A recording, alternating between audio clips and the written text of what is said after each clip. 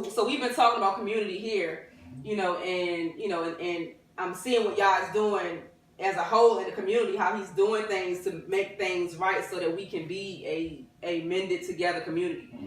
So we're talking about it here, and we're talking about community, how we're building community, how we're trying to cultivate that mindset and bring it back into a Hebraic concept. But I'm seeing that Yah is doing this in different ways. Like, there's a lot of components to community. There's a lot of things that hinder community being able to be effective. Right. So in me being up there, I just was able to see that Yah in this season is bringing in the spirit of reconciliation. He's bringing in the spirit of love, as we're talking about, and he's restoring those things to be able to put us in a place where we come back together as one. He's making us echad, making us one. So I'm just saying that it's not, we just to encourage us to say we're dealing with this here, but it's a part of what Yah is doing, because he wants us all to be one.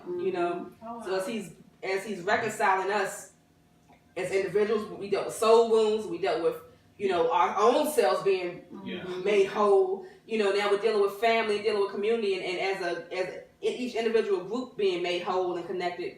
But Yah is trying to do this so that we can be one as a body. Because there can't be a kingdom if it's not first community. That's right. So kingdom is coming out of the community. So Yah is restoring communities. Yes. Amen. You want to say something? I accompanied her on a trip, and I got a chance to meet a pastor. I got a chance to see all of it, and it was and meet other people, and it was it was black men reconciling each other, and I've never seen that that strong, with our people, and it was from the heart, and how people were genuine with it. I mean, it flowed. Some of them talked about things that they went through and how their ministry, how Jill and Duran, how their ministry to them help keep their marriage together, all kinds of stuff that they've been through. And that really began to just minister to me and speak to me. How him and his wife, ministered to the people, and they still stayed together. And they've been together for a long time, yet they still kept keep other people's relationships and marriages intact. And I think that was it blew my mind. But to see the brothers, the main thing that stood out to me was to see the brothers come together. And to really love, really show genuine love for each other, and really forgive each other, and really walk with each other. And that's what stood out to me. The love, you can sense the love and feel it in the air. I mean, it's just a beautiful thing that happened. That's wonderful. Yeah. Amen. Amen. Yeah. So That's awesome. It definitely just lifted me up.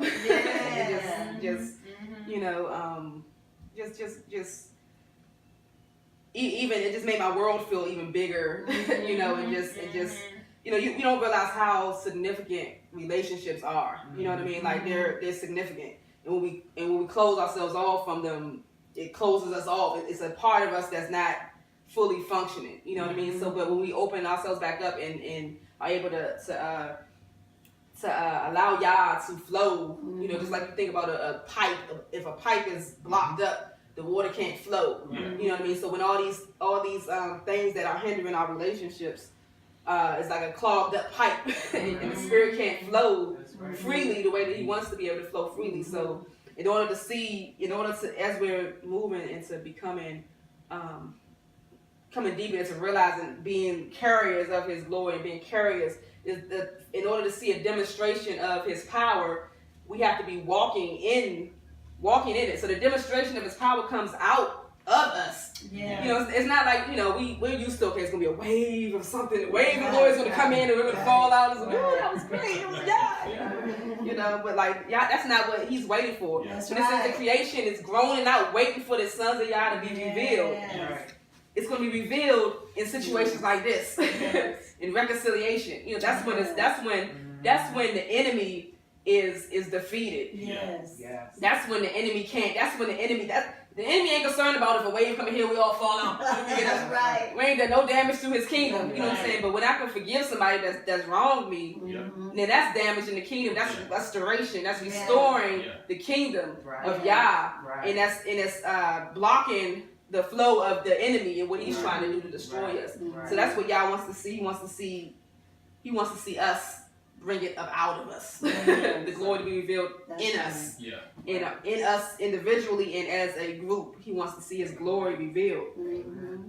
You know, so he told man to have dominion on the earth. So in having that spiritual,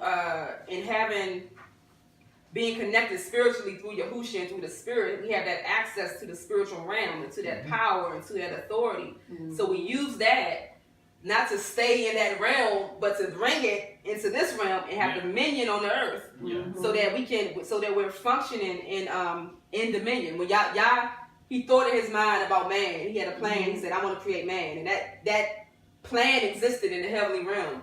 Mhm. But then he took that and came to the earth and created the earth, and then pulled man out of the earth. Yeah. So that thing that existed in the spiritual realm, he brought it and manifested and made it a reality in the natural realm where we can see. Yeah. And that's what Yah wants us to be able to do. He wants us to be able to fulfill those spiritual realities in the earth. Mhm. And he's going to do it as he's continuing to cultivate us as a community. Yes, he is. So our goal is to create and reflect a community that's demonstrating those things, that's demonstrating love, what love does and looks like, what demonstrating truth and righteousness, what that looks like in action, you know, and then the fruit that comes out of that. Mhm. So that's, you know, so Yah is continually moving us in a direction to get that out of us. And I see he's orchestrating stuff, and like, this is it. It's almost like your back's against the wall. You know, the time is now. You know, I'm gonna put the pressure on so that this comes out right now. Mhm. You know, so Amen. all right. So the lesson I gave out today, we're reconnecting. We were talking about time and seasons. So we're talking about putting these things back into a cultural frame, putting it back into a Hebraic cultural frame, and looking at the time and seasons from our perspective. We talked about how in Daniel 7:25. So I gave out two sheets. This one just has most of the scriptures that I'm gonna go through. Some of the scriptures I'm gonna go through has it on it, typed out, and then you have the other sheet that I'm gonna go through. So we talked about in Daniel 7:25 how we talked about the system and the Roman system and how it said it's going to intend to change appointed times and law. It says it was going to wear out the set apart ones of the Most High and intend to change appointed times and law. And we talked about how they are through various different ways changing what Yah has put in order. That's the thing that they want to do. On the other sheet it says the adversary, be it spiritual or natural, the spiritual adversary working through natural adversaries, desires to alter time, seasons, and seed in order to throw us out of alignment. So the goal of altering these things, like why would it be so important to alter the way we see time, the seasons, the appointed times, the Yah's laws? Like why is it so significant to alter that? Because when you alter those things, just like if you alter the hands on the clock, you throw things out of sync, out of alignment. And it makes it harder to discern where you are. So it says it throws us out of alignment with nature. And we talked a little bit about how taking us out of our natural environments, that natural habitat, throws us out of alignment with the things that are going on in nature. It throws us out of alignment. Most of us don't even know how to tell. If we didn't have a clock, we wouldn't know how to tell time. You know, when back in the day they didn't have clocks, they looked at the things that Yah put in order, you know, to be able to determine the seasons and the times. So it says they want to throw us out of sync with nature, with natural spiritual principles. I say natural and spiritual principles. So when you when we look at the scriptures, a lot of the parables, a lot of the things they refer us back to agriculture. It refers to seed and trees and things with the body. And we learn principles from that. Like we learn spiritual truths from those natural things. Mm-hmm. So the more we're disconnected from those natural things, it also disconnects us from those spiritual truths and realities that Yah wants to teach us through those things. Kevin.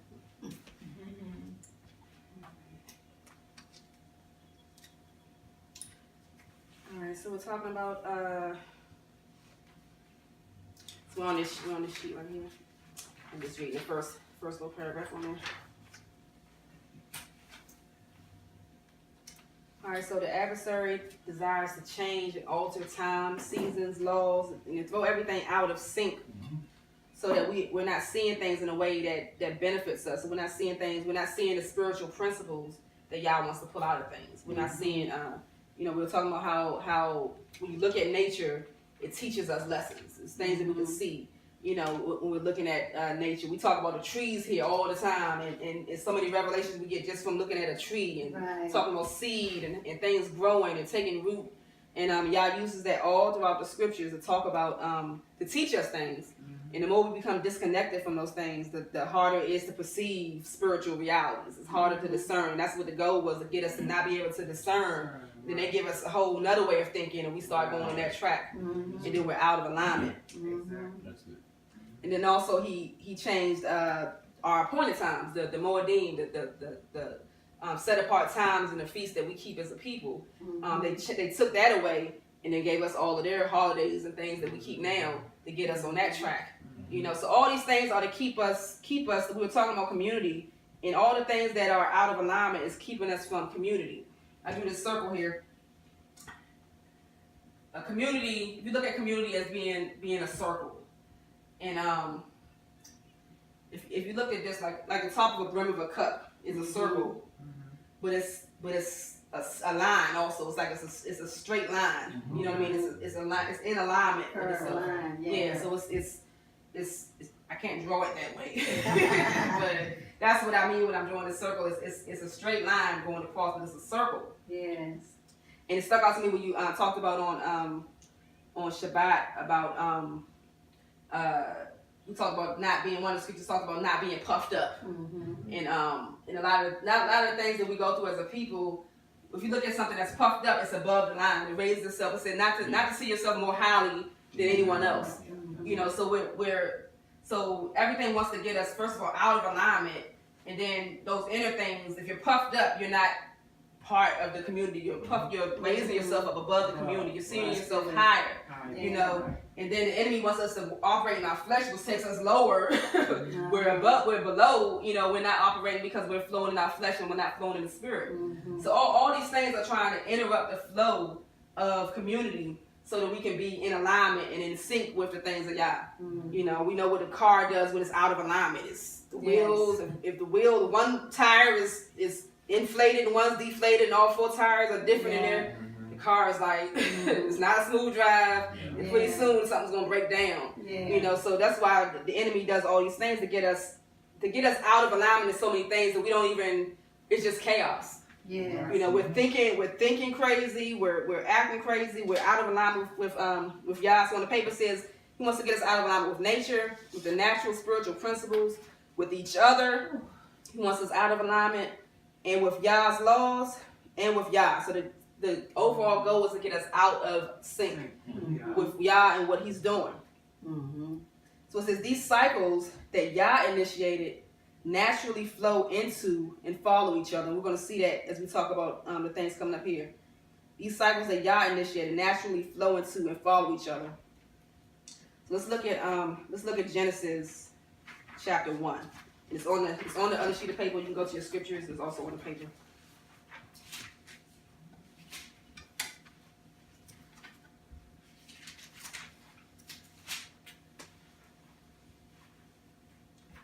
Genesis chapter 1, verse 14. It says, "And Elohim said, let lights come to be in the expanse of the heavens, to separate the day from the night, and let them be for signs and appointed times, and for days and for years.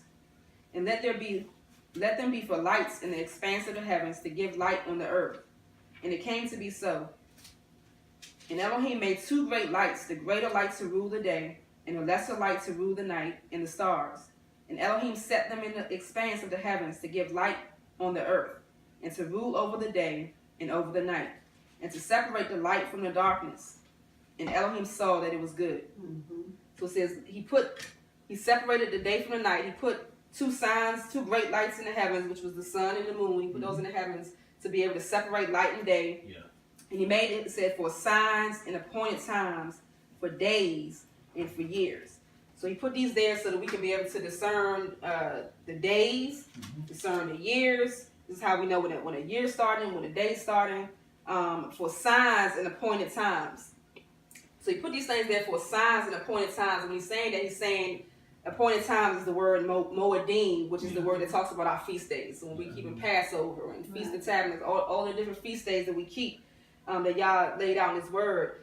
When He put the moon and the stars and the sun in the sky, they were intended to be able to help us know when those times are. So He had it in His mind all the way from the beginning that these things were going to help us to discern these times. Amen.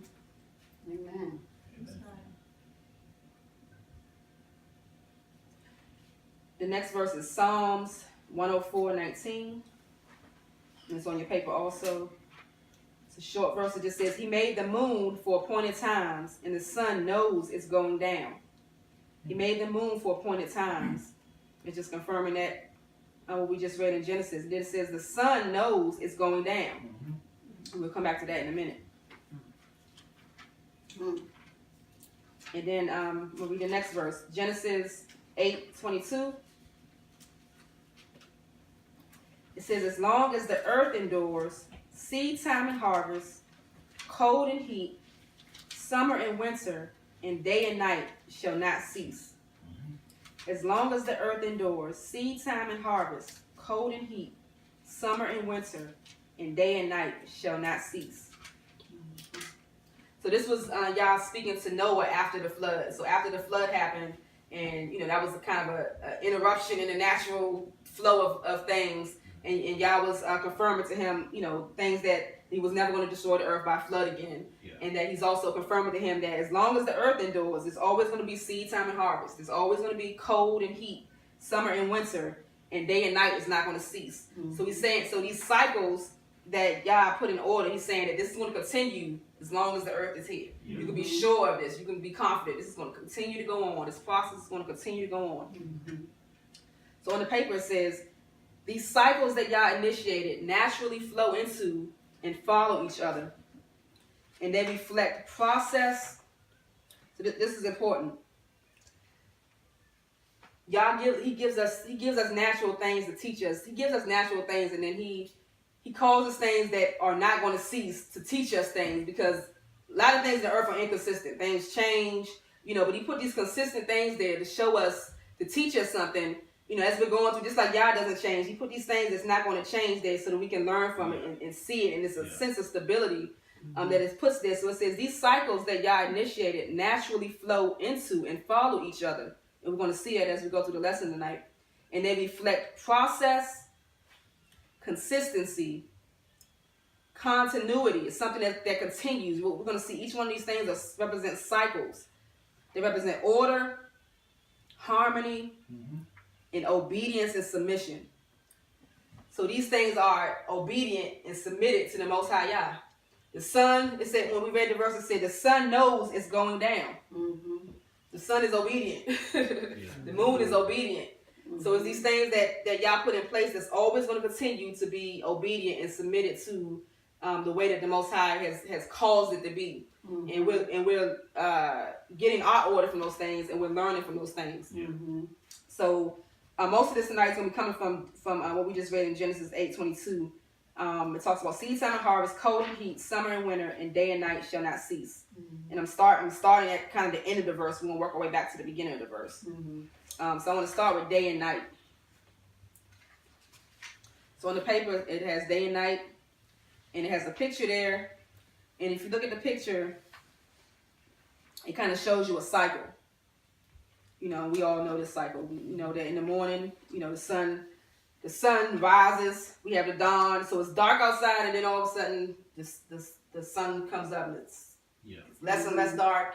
The next thing you know, it's the sun's out and it's bright outside. Mm-hmm. Then you got the afternoon, and we know when sunset comes, the sun kind of has a different kind of, you know, if it was cloudy outside, when the sun starts to set, the sun kind of gets brighter because it's in a different position because it's moving. You know, so we got afternoon, sunset, and then evening, it starts to get a little darker, you know, and then nighttime is dark. So it's a cycle. Mm-hmm. It goes around. It's a cycle, and this cycle never ceases. It's every day, and it's automatic. It doesn't stop. So and we're going to see through this. Yah works in cycles. Yeah. Yah works in cycles. He works through processes.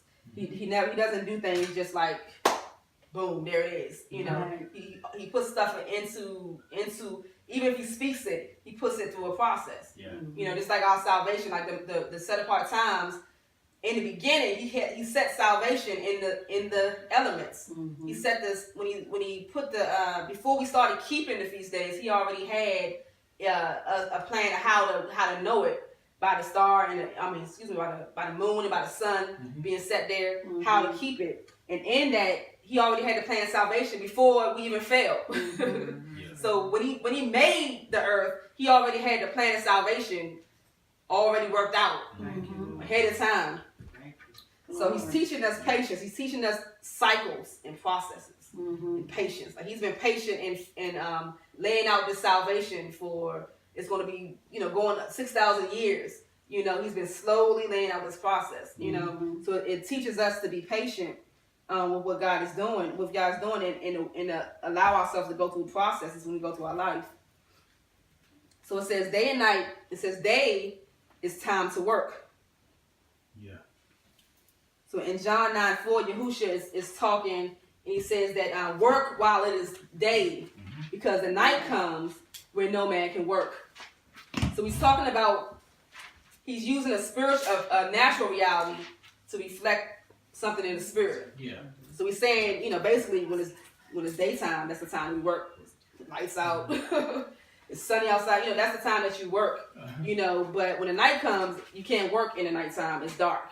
You know, so he was saying that to reflect a spiritual reality of work now while it's day, while it's light, while you have the light with you. He was with them. He was the light. He was the truth. Work now while the light and the truth is with you, while it's apparent, while you have this understanding and this revelation with you, while y'all speaking to you, while you're hearing him clearly. Work now during that time, because there's a time coming where it's going to be night and it's going to be dark. And in that time, it's going to be hard to work. Now you have to fight if you want to work. You know, so he's trying to get that spiritual reality through that natural process of what happens. Yeah, that's good. And when you look at that, as we're looking at how we're trying to get ourselves back into a Hebraic mindset and how Yah thinks, you see how the enemy has how the world has shifted that to like in the daytime or at nighttime, we're not resting. You know, we got night shifts. We're working at night, you know, or we're doing other things at night. You know, we talked about how different mindsets and different culture. In our culture, it's like nighttime is the time to work. You know, you work until the midnight hour. You work as much as you can, you know. But when you look at how y'all put things in order, the body. So when you wake up in the morning, I think it's your serotonin. Like the sun starts that process in your what is it called? Your the hormones that release in your body. So the sun activates, the light activates that serotonin and gets you going. And then when nighttime comes, a certain time in the evening when the sun has gone down, melatonin is released. And melatonin, when that's released, it causes you to sleep. You know, so if something is off in your body, then you're gonna have problems sleeping. You have problems waking up because you're off kilter and those things aren't releasing to be able to do those things to your body. So so our bodies are in conjunction with the sun. So you see how society is now. I'm sure back then it was different, but like now it's nighttime, but we just made lights. we got cell phones, we have all kinds of things that are counteracting. Yeah. And you'll see that like insomnia is a big issue. Like most people can't sleep at night. You know, most of us can't sleep at night. You know, it's because we have so many things that are interfering because the melatonin is not releasing as it should. You know, different things can cause that. Different things that are out of kilter in our environment cause that. But like our melatonin is not releasing as it should, and like so now we have a problem sleeping at night. You can't sleep at night. You wake up in the morning, you're not rested to do your work. You know, so now everything is out of sync and out of alignment. And this is the goal of how to the world that's functional. You know, this is just how we do. Get up, you can just get some coffee, keep moving, and it keeps us off kilter. It just keeps us in this cycle of just trying to make it, you know, and we're getting further and further away from the natural ways that Yah intends for us to be able to flow in so that we're actually in sync. It's like a pseudo fake functioning that it has us doing. So it says the day is the time to work in the light. Night is the time to rest. That's in darkness. And we see this cycle that it goes into. It's not automatically night, automatically day. It's a cycle that goes on every single day consistently. John 9:4 is one of our founding scriptures. Oh, really? For the ministry. Oh, wow. Yeah. You remember, Judy? Read it again. What was John 9:4. That was one of our founding scriptures. What? Must work while it's day. Oh, yeah. Yeah. Yes. Yeah. So that's day and night. So y'all said that cycle will continue. So the natural thing to pull out from that is how do we get our physical bodies back into alignment so that we can function as far as day and night. And I love what you said, Apostle, on Shabbat about us when we're getting together as strategy sessions. You know what I mean? We're coming up with strategies for warfare, strategies for community. How do we? What strategies do we need to use to be able to cultivate community, to be able to fight warfare, the cultural warfare that we're in the middle of. Right. You know, so as we're thinking about things, we're trying to think of what is y'all saying to me right now that'll help me get back into better alignment with my body, with my household, with us as a community, so that we're better in sync with what he's trying to do. So just in that day and night, the natural things to pull out is just with our natual bodies, just day and night. And the melatonin thing, I studied on that when I was having issues sleeping. It was like, okay, why can't I sleep? You know, and y'all convicted me also when it comes to working, because I'm like a night person. I like to do stuff at night. Like I would stay up. I would stay up all night long and just work. You know, that's just when my mind is best. You know, but y'all started convicting me to say, okay, is being on the grind? Are you trying to? Who are you on the grind for? You know, like who? You know, what is driving you? You know, what is it that's keeping you?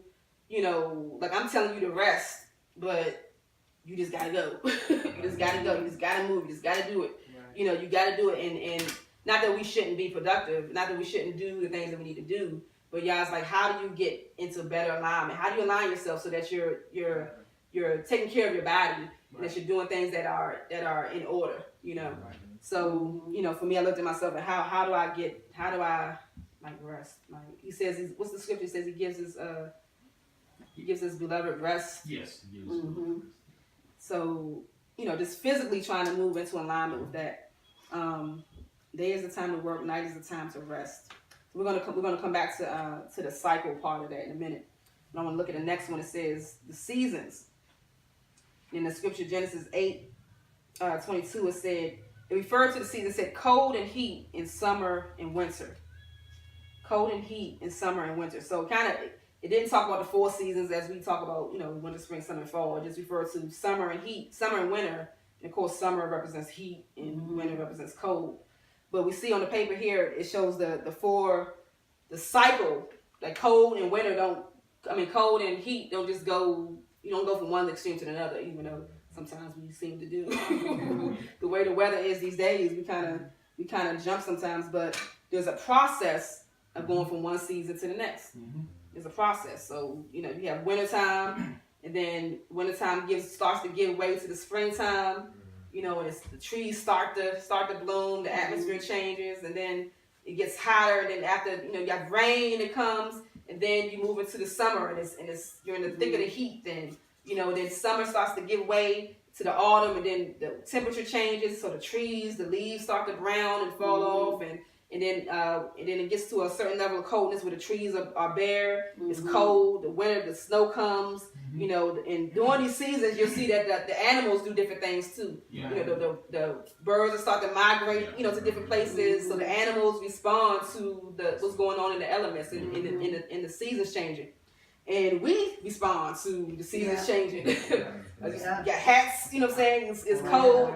You know, the stuff, the clothes that we wear, the things that we plan. Okay, you don't want to make certain plans in wintertime. Might not go camping in the middle of January. You know, you might want to wait till the springtime. So everything on the earth revolves around the seasons. It forces us to be able to respond to it. Yeah. We talked about how the seasons are obedient. On the paper it says obedient seasons shift everything. That's good. Wow. Very good. Obedient seasons shift everything. So we see that in the natural, that the seasons being obedient. Like I said, seed time, harvest, all these seasons and everything, it's going to continue to happen every year. It may look a little funny, it may be a little hotter than usual or colder than usual, but the process continues to happen. And we go back to what it says on the paper. It says the Yah initiated this natural flow, and it follows each other, and it shows us process, consistency, continuity. It shows us order, harmony. It works in harmony with each other, and it shows us obedience and submission. It shows us what happens when something is being obedient. It pushes everything else into order. Right. So as we're going through different seasons in our lives, when we're obedient in those seasons, it starts to shift our lives into order. Yeah. So what we do in this season, if I'm obedient to Yah in this season and I submit myself to Yah in this season, no matter what I was doing before, it's going to start to shift everything else into right order. So when we're obedient, it starts to shift everything. Yeah. So as long as we just maintain, so just like the seasons, they just keep doing this. They just keep the sun, the moon, day and night. It just keeps doing what it's doing, and we shift. In the nighttime, we cut on our lights in the car. We adjust to it. You know what I mean? So we adjust to that consistency that Yah set up. So Yah is trying to show us that when we are consistent, the things in our life shift. When we're consistent, it shifts everything else. It puts things in order.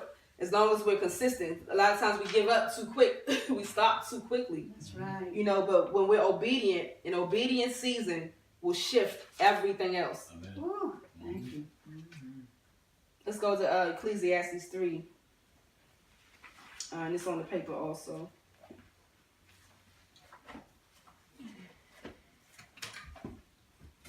And that's one of the things that the world doesn't want us to recognize. Yeah. Is that Yah does things based on processes and seasons. He wants us to think that things are instantaneous, or things just happen.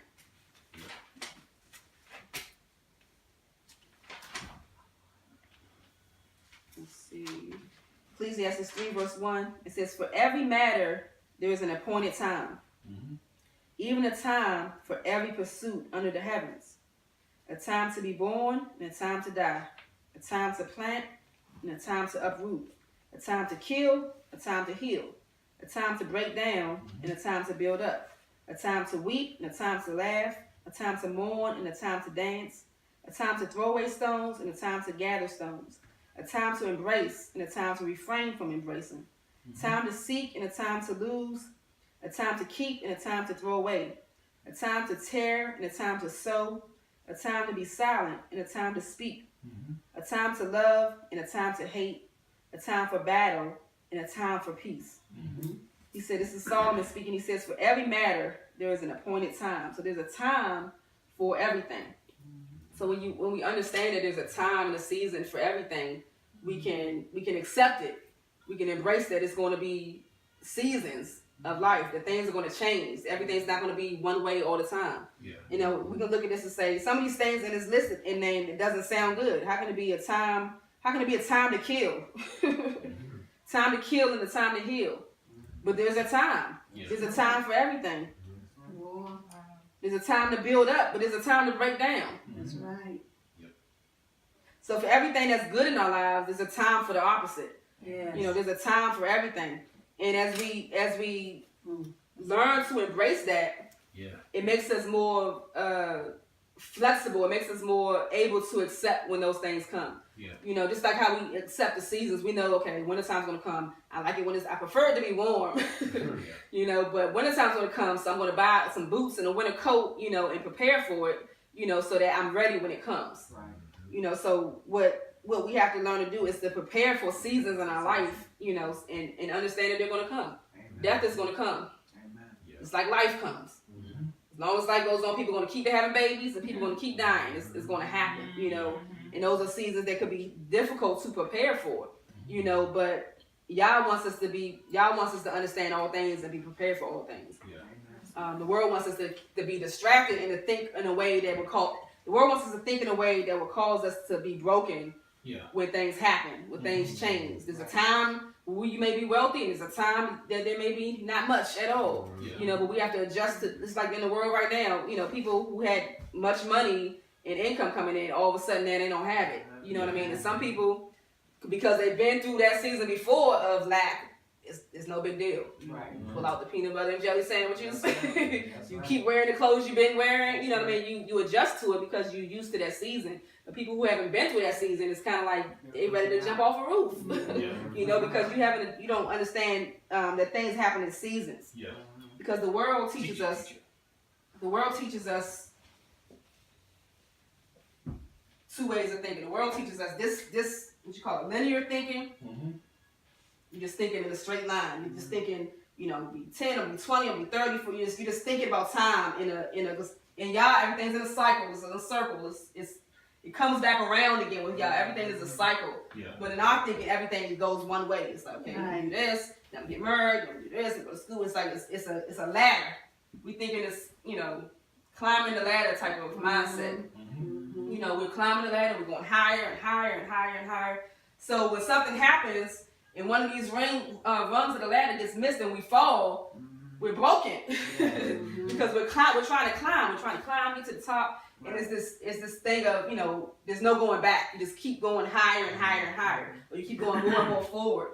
But in Yah, everything's a cycle. So when you think like this, when you fall, it hurts. You're broken. You know what I mean? You don't know what to do.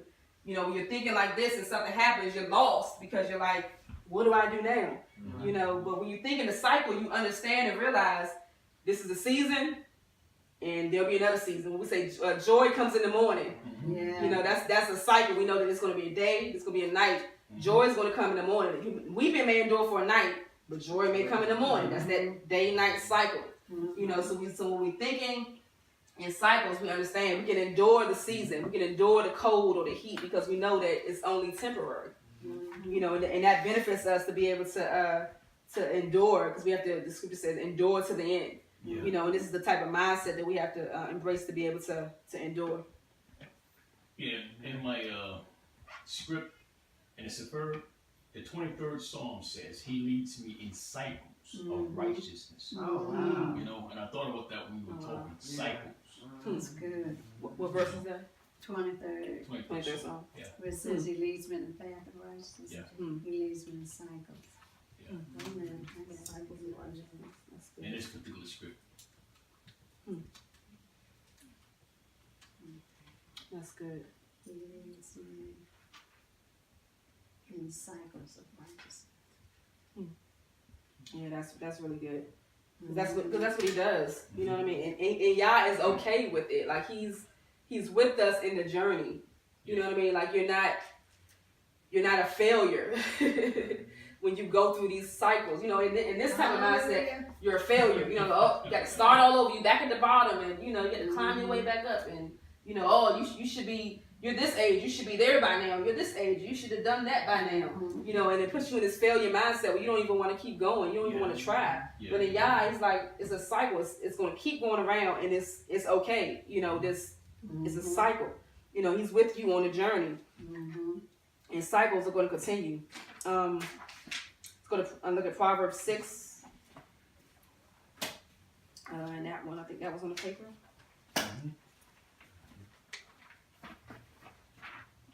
Proverbs 6, verse 6. It says, "Go to the ant, you lazy one. Yes. See her ways and be wise, which having no commander, overseer, or ruler, provides her supplies in the summer, and gathers her food in the harvest. How long will you lie down, O lazy one? When do you arise from your sleep? A little sleep, a little slumber, a little folding of the hands to lie down, and your poverty shall come like a prowler, and your need as an armed man." So this proverb is speaking to a person and telling them, look at the ant. So we talked about how Yah uses nature to be able to speak to us. He says, look at the ant and observe how they do it. You've seen like an ant colony, like ants like work. They work, and it's a community. They're working together. They are serious about what they're doing, and they understand. They're in sync with the seasons, and they know what's going on. So it says, go to the ant. It says that she provides her supplies in the summer and gathers her food in the harvest. So the ant is the time. There's a time to prepare food. There's a time to gather it, so that because it's going to be a time where there's a drought. So in the wintertime, it's like, okay, you have to already have prepared for the winter before the winter comes. Otherwise, you're not going to have anything to eat. So if you haven't prepared during the preparation time, if you haven't worked while it was day, if you haven't prepared when the season was right to prepare, then when the season comes of drought, you're not going to be prepared. So it's saying, go look at the ant, look how they're preparing. Nobody's overseeing them, nobody's telling them to do, nobody's giving them signs. Like, they're just observing the natural seasons, and they're responding to that, and they're saying, okay, let's get this ready, so that when the time comes, they have everything that they need. So Yah is giving us wisdom here to tell us to go look. It says, see her ways and be wise. So without having a commander or overseer or ruler, we should have the same mindset of observing the seasons and seeing what's going on and preparing. That's good. Preparing for what's going on. So we should be in sync. Life tries to keep us so preoccupied and out of sync. Yeah. We have to be able to focus and say, okay, what season is it in? It's like I don't know if you ever went to the store to buy clothes. When it's off season, the clothes are cheap. So wintertime is a great time to buy summer clothes. You know what I mean? Right. And vice versa, because it's marked down because nobody's really thinking about that. But people who are thinking about the next season will get a discount and a deal on being able to buy that clothes ahead of time. You know what I mean? But if you wait till the season comes, the clothes will be marked up. It's going to be expensive. You know what I mean? So, but if you're thinking about it ahead of time, you know that the season is coming, so you prepare ahead of time so that when the season gets there, it's too late to prepare once the season has come and you're caught up in it. Right. So it's telling us. It says, and it shows us the result of it. It says, it's talking to somebody who apparently has come to poverty. It says, how long will you lie down, O lazy one? So apparently this person is resting in a time where they should be preparing. And that's kind of a part of the point of the feast days, our Moedim, our set apart times, is for Yah to keep us in a cycle of remembering where we are in time, and keeping us every year. If we're in sync with our set apart times, it keeps us in the right mindset at the right time of the year. And we're going to talk more about that. So it says, a little sleep, a little slumber, a little folding of the hands to lie down, and your poverty shall come like a prowler, and your need as an armed man. So it's showing how poverty will come on you by not preparing in the season, where it's set to prepare. And that may look different ways. And it be season when you have money. Do you spend your money as a consumer and just buying stuff to just enjoy yourself, or did you save some? Did you invest in something? Did you buy necessary things that you may need? Looking ahead, if you look ahead, a couple of seasons later, I'm gonna put this in order now because you may get fired, you may get laid off, the government may shut down, and so Yah tries to tell us to be prepared in the right season. That's good.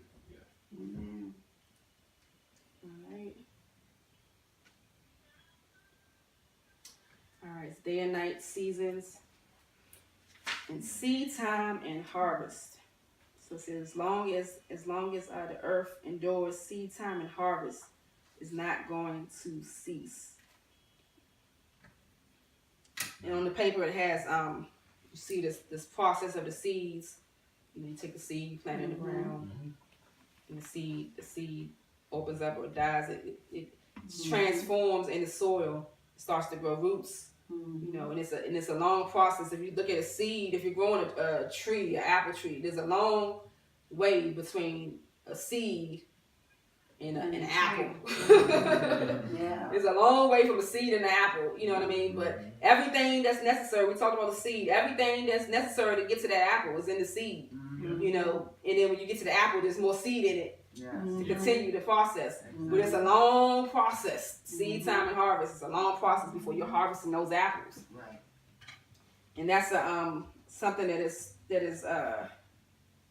we have to learn about that process. We talked about that cycle. So this is another type of cycle, another type of process that Yah is trying to show us. And he talks about this all throughout the scriptures.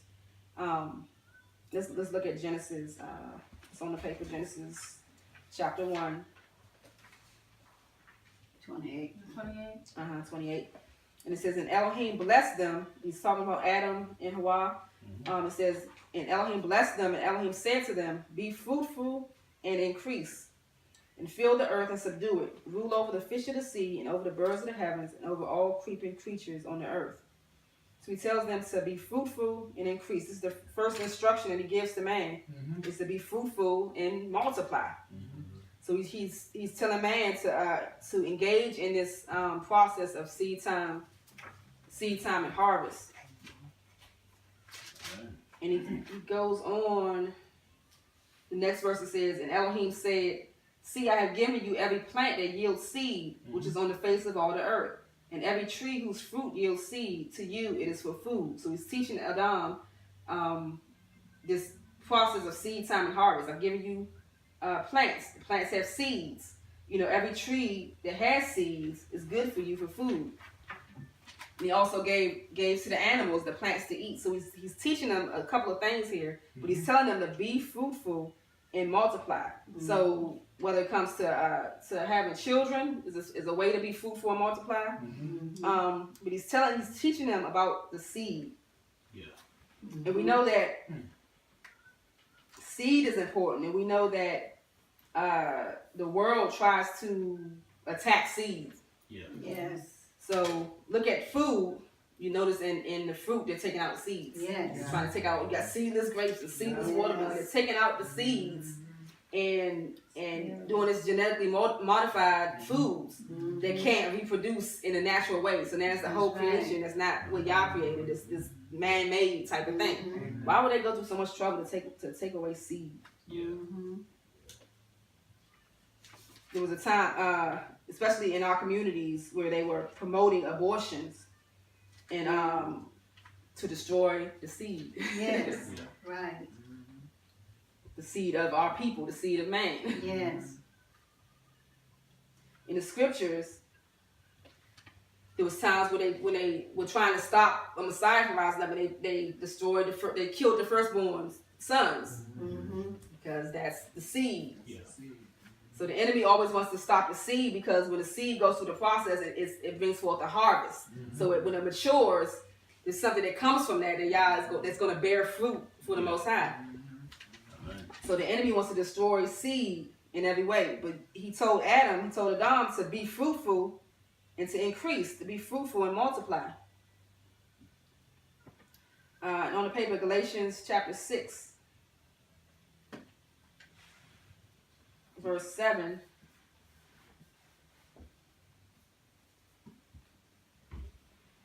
It says, do not be led astray.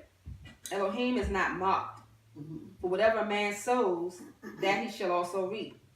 Because he who sows to his own flesh shall reap corruption from the flesh. But he who sows to the Spirit shall reap everlasting life from the Spirit. Let us not lose heart in doing good. For in due season we shall reap if we do not grow weary. So Yah told Adam at first, he told him in the natural, he was speaking in the natural, he told him to be fruitful and multiply, to increase and to grow. But then as he's giving us his spirit, he's showing us that process still continues of being fruitful and multiplying.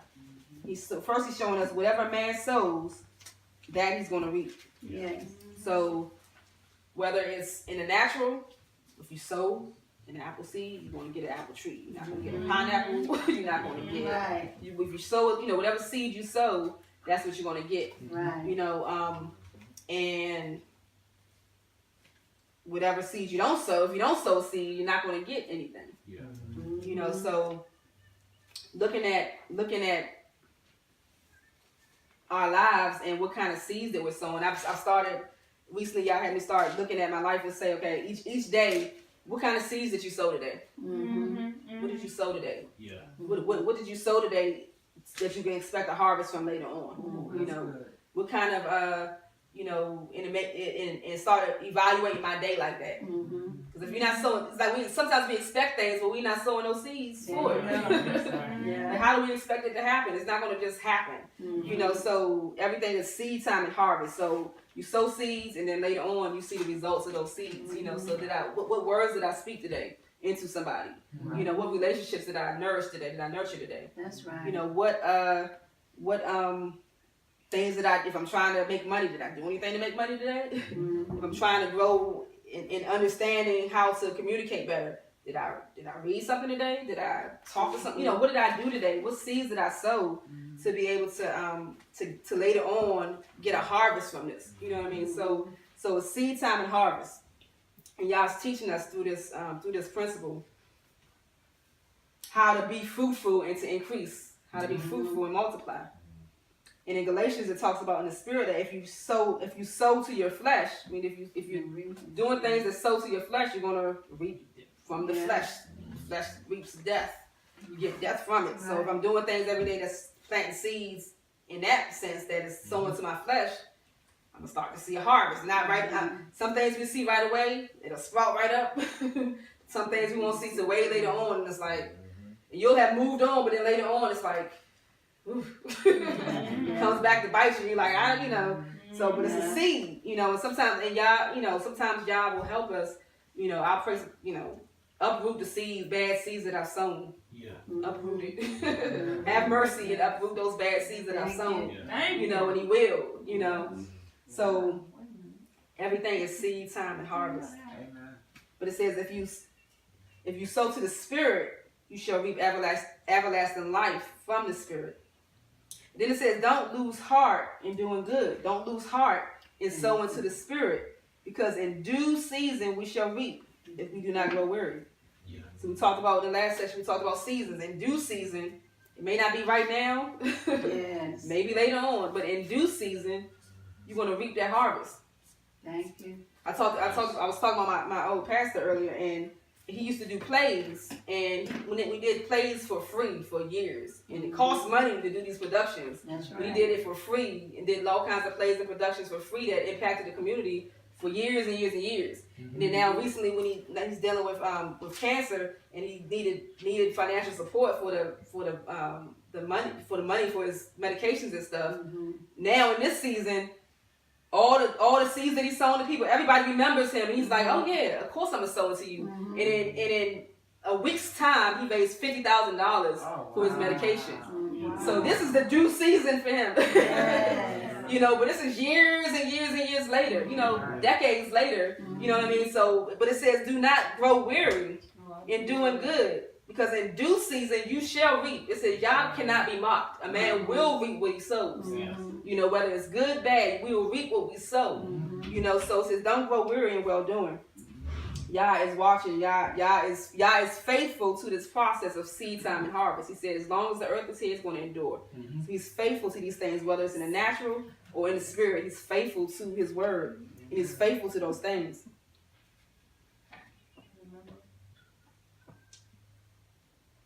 All right. Good teaching. Amen. Very insightful. What's not on your paper, Matthew chapter 9.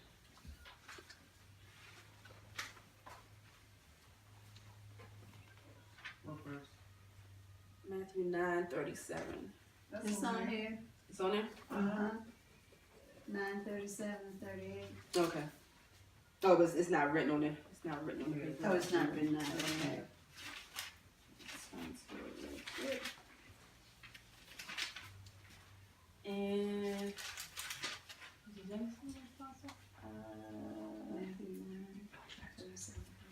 and this is Yahushua speaking.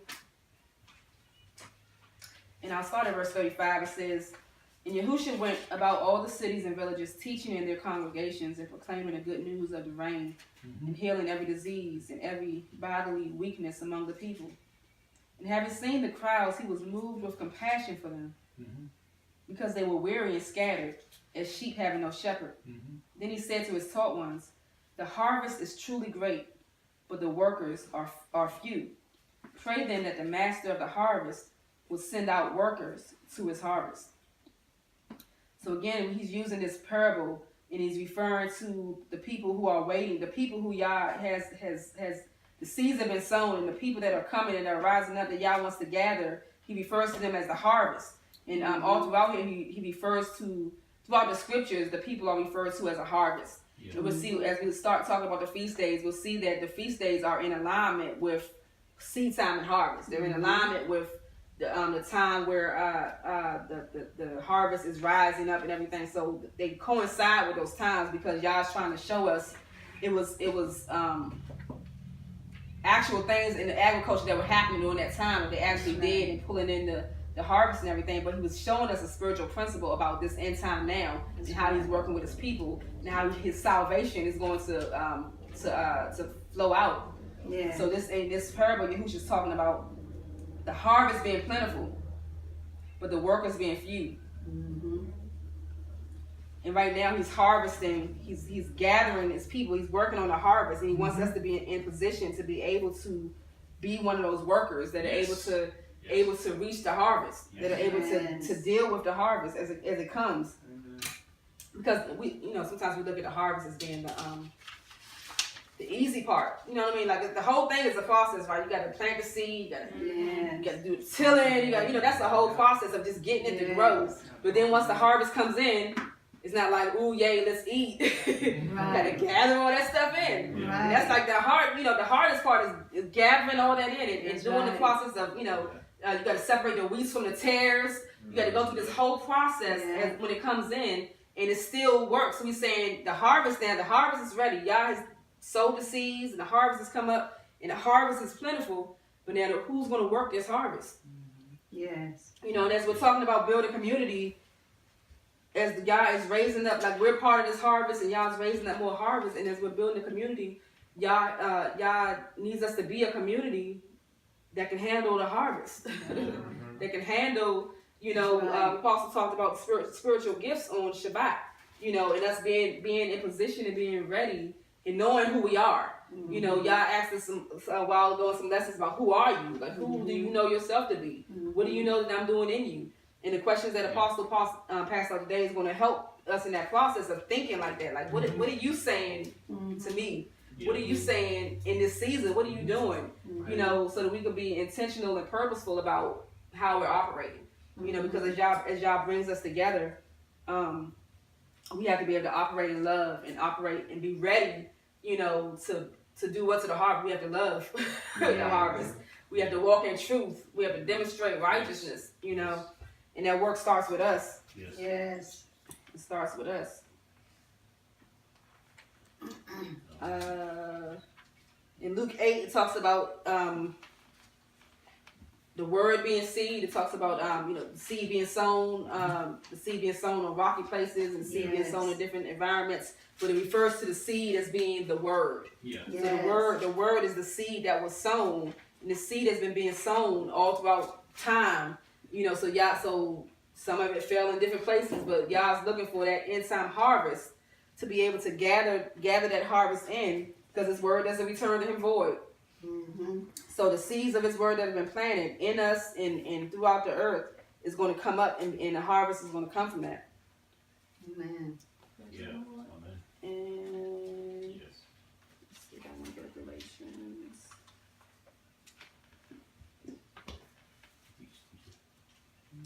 In Galatians 5:22, talks about the fruit of the Spirit, but the fruit of the Spirit is love, joy, peace, patience, kindness, goodness, trustworthiness, gentleness, self-control. These things are the fruit of the Spirit. And we go again, the fruit. The fruit of the Spirit. So the seed is sown in our hearts.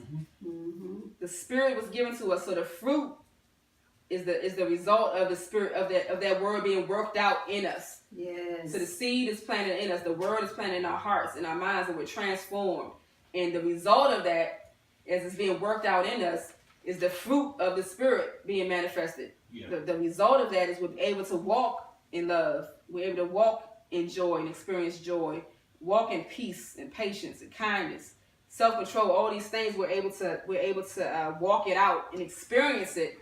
That's the fruit. So Yah says, be fruitful and multiply. Be fruitful. Exercise the fruit of the Spirit. So all these things are necessary as we're working to build community, because we have to be a community that is reflecting all these things. That's reflecting all of these things. So we're going to be talking about the feast days and the set apart times, and how those things lock into what we talked about tonight: day and night, the season, seed time, and harvest, and how it all kind of works together. So as a community, this is like our community calendar. It's the calendar that we operate on and that our lives kind of revolve around, versus the calendar that the world revolves around. So we're kind of trying to get ourselves into sync, because the things that Yah puts us in sync with gives life. Like, it brings life, it bears fruit. You start to see different things come forth that you're not able to see, when you're not working together. Things and That's good. And I see this all throughout life. Like the world wants everything to be isolated and separated. And I was like, I take different vitamins and supplements and stuff, and they'll promote vitamin C or different vitamins. You can buy them in an individual bottle, but what they don't tell you is that vitamins need other vitamins in order to operate. Like, you can't, like, I'm vitamin D deficient, so I take vitamin D.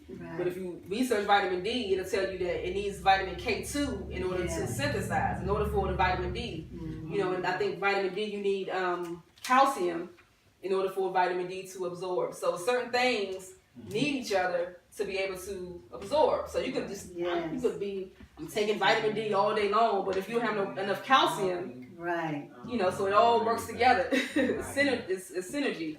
But you see how they separate it, what I'm saying? They don't tell you that part. It's separated because the actuality is we're supposed to get it from food. So Yah's food that he made, the things that he gave us to eat, has it all together. You know what I mean? So if you eat an apple, or you eat an orange, or you eat, vegetables and stuff, it has all the necessary vitamins in it that synthesize together and works together. It's not missing anything.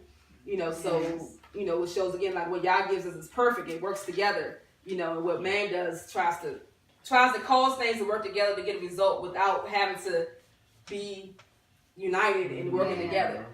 So we're trying to come out of that individual mindset as a body. Some of the ways that the word has been taught is like, it's just you and your personal relationship with the Most High. But you don't operate by yourself. We got to operate in a community. We're one body, with many functions that benefit the body. So you can't, a finger ain't never worked by itself. You ain't never seen a finger just fingering all by itself over there somewhere. You never seen an elbow just elbowing by itself. Like, you're not doing nothing without the rest of the arm. The arm ain't doing nothing if it ain't connected to a body. You just can't. So Yah is trying to gather us back together so that we're fully functioning. So that when somebody comes in, they have an apostle that can teach and give them the word, and they can go get a hug from the cellular and be praying into and be interceded for. You know what I'm saying? They can send them to a Judy to pour into them and pray for them. You know what I mean? So they can, so it's a whole picture, because we need more than one thing. That's right. To function. You know what I mean? Then we have the brothers here to give that balance. It's so good to see.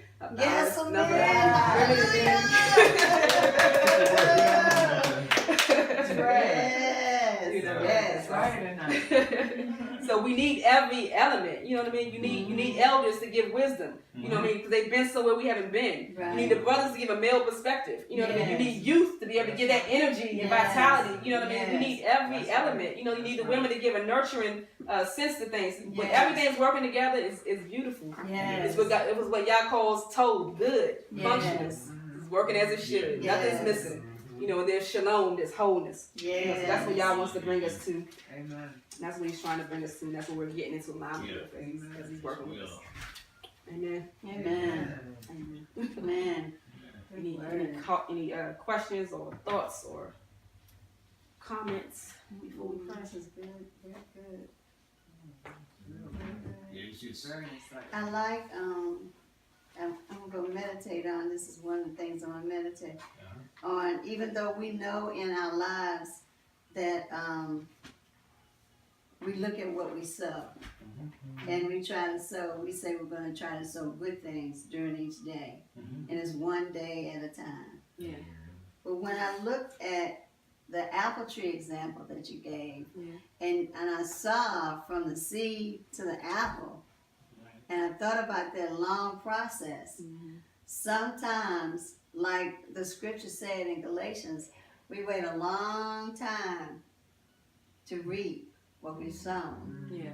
And the enemy will have us thinking, what's the use? Ain't You no know, reaping. why are you no doing reaping. it? There's no reaping it. Yeah. I mean, have you seen it come out yet? Well, that specific thing that the Spirit knows that why you're reaping that and what you're reaping for. We think we're reaping for one thing, but the Spirit knows what we're truly reaping for, what we're sowing for, and what we're going to reap, you know. And I just thought that example was just so perfect, because when you look at the seed and you look at the tree and you look at the leaves and you look at the fruit, you know, it's it encourages me. You know, it's not like everything I do, I'm planting to see, I'm waiting to see. It's not that, but it helps me in knowing that those things that are not immediate, those things that I'm trusting Him for, some things are going to take longer than others. But it doesn't mean they're not going to come. It doesn't mean we're not going to reap them. But when it doesn't come when we think it should, then we get discouraged. But the Spirit was speaking to me saying, don't get discouraged, because some things, there's a long time. It takes a long time to develop that process, and going through the journey and going through that process is a necessity, because by the time it comes for us to reap, we have to know what we're doing with what we reap. And we have to be in sync with Him when we reap. So I just thought that was a really good example that really spoke to me. Everything spoke to me. That in particular, because that's something I'm dealing with. You know, something I'm dealing with right now. So that's good. Excellent lesson.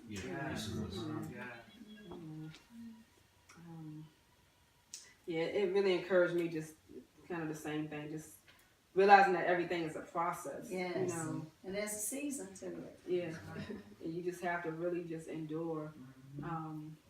And embrace the season that you're currently in. You know what I mean? Like embracing where you're currently at. Just you know, sometimes we get so focused on, you know, that we're missing right now. And like every season is a season of sowing and reaping. That's and right. If we're preoccupied with what we want to reap later on, we'll miss sowing in this season, and then we'll be off, you know, in another season of our lives. So, or we can miss the full harvest. That's right. Yeah. Looking one way and He wants us to look somewhere else. Very good. Praise God. Very good. Awesome. Dr. Jarrell, you want to pray us out? yes. Pray us out. Pray us out.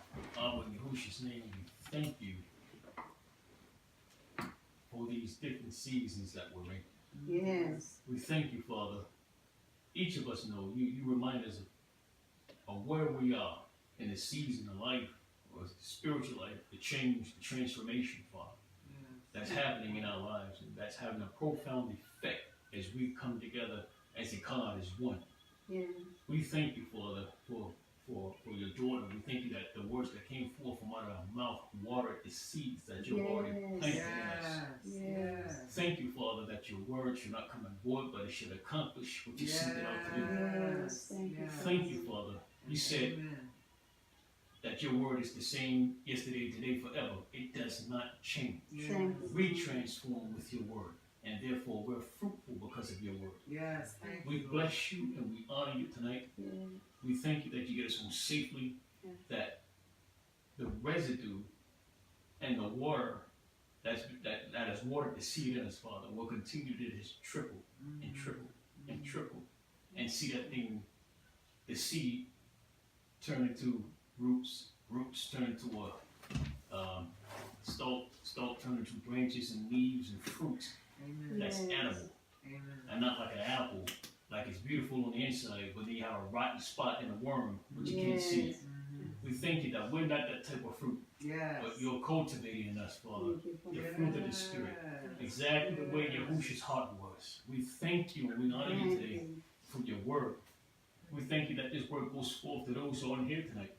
Yes. In the name of Yahushua HaMashiach, we give you glory, we give you honor, and give you praise, Father. In the name of your Son, Yahushua. Amen. Amen. Amen.